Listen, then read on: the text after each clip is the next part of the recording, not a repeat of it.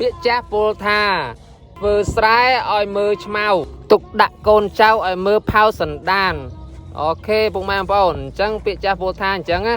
អញ្ចឹងដូចយើងធ្វើផ្ទះអញ្ចឹងមិនថាធ្វើទឹកជួលមិនធ្វើផ្ទះរនៅឋាន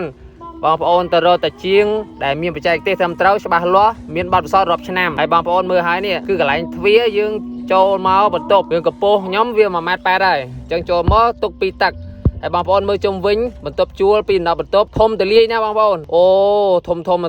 ដល់ពេលដែលធ្វើចិត្តហើយខ្ញុំនឹងរៀបញូម្ដងទៀតនៅពេលដែលវាយការ៉ូហើយបងប្អូនគិតគាត់រៀបឲ្យនៅតែចន្លោះនេះមួយទេគឺមិនពីបន្ទប់ចូលគ្នានេះអញ្ចឹងរៀបខណ្ឌដាច់ចលែកហើយជាងគាត់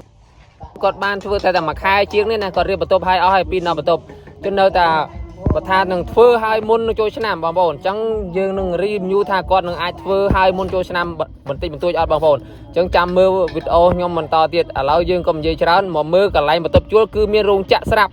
យើងជួលហើយយើងមានកន្លែងការងារធ្វើបងប្អូនមកពីឆ្ងាយមកពីចំណាក់ជ្រកមកពីណាក៏ដោយឬក៏មកធ្វើការស្រុកគេបងប្អូនជួលបន្ទប់ជួលទៅអត់ខកបំណងទេហើយយើងអាចបើករកស៊ីបានខ្លួនឯងនៅចិត្តនឹងផ្លូវ41យើងនេះទេមានរោងចក្រហើយបងប្អូនមកនេះអាផ្លូវយើងមកពីស្លាមកពីនប់ស្លាបងប្អូនហើយយើងនេះមកពីផ្លូវ41យើងចូលមកឃើញបន្ទប់ជួលហើយបន្ទប់ជួលគឺមានច្រកកន្លែងផ្លូវកស៊ូក៏មានអាផ្លូវយើងចាស់នេះក៏មានដែរវត្តភេកបងប្អូនទល់មុខជាមួយវត្តបកកហើយបងប្អូនមកមើលកន្លែងនេះកន្លែងយើងផ្លូវយើងចូលកន្លែងម៉ូតូគឺធំទលាយណាស់អត់ទើសដៃទើសជើងអីទេទលាយធំចេះហ្មងម៉ូតូ2ជិះគ្នាក៏អត់បញ្ហាដែរបងប្អូនហើយនេះប្រព័ន្ធលូប្រព័ន្ធទឹកគឺប្រព័ន្ធទឹកភ្លៀងគឺយើងធ្វើឲ្យអស់ហើយរៀបចំស្អាតបាតណាស់បងប្អូនមិនអោយអ្នកជួលខកបំណងទេហើយនឹងប្រក់តវលបងប្អូនចាំមើលខ្ញុំនឹងរៀបញូបងប្អូនឲ្យបានឃើញដល់ទៀតហើយបងប្អូនជួលចោះបន្ទប់ធូរថ្លៃទេអាចតាក់ទងមកខ្ញុំបានហើយមកមើលធ្នឹមលើកន្លែងទ្វារគឺចាក់លង្ក្រាស់ហ្មងបងប្អូនគឺជាប់មាំល្អហ្មងធ្វើនេះធ្វើយូររាប់ឆ្នាំបងប្អូនហើយបងប្អូនចង់តាក់ទងបញ្ហាភ្លើងបញ្ហាម៉ាស៊ីនត្រជាក់លាងសម្អាតតាក់ទងមកខ្ញុំបានហើយផ្លាស់ប្ដូរទីតាំងក៏បានហើយបងប្អូនចង់ដាក់កាមេរ៉ាសុវត្ថិភាពក៏បានដែរបងប្អូនតាក់ទងមកខ្ញុំបានហើយបទពិសោធន៍របស់ខ្ញុំគឺខ្ញុំបានរៀនសូត្រត្រឹមត្រូវចេញពីសាលាបច្ចេកទេសត្រឹមត្រូវហើយខ្ញុំបានរៀនសូត្រឆ្លងកាត់រាប់ឆ្នាំមកហើយបងប្អូនណាហើយខ្ញុំបានធ្វើការក៏រាប់ឆ្នាំដែរ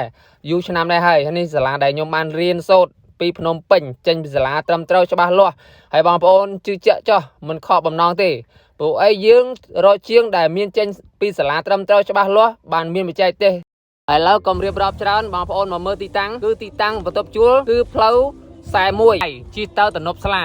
យើងគ្រាន់តែមកជិះនោះឃើញបន្លែហ្នឹងមានរោងចក្រនៅភូមិបង្រនេះហើយបងប្អូនទៅតំណប់ស្លារោងចក្រនេះហើយផ្លូវកស៊ូបងប្អូនហើយនេះផ្លូវ241យើង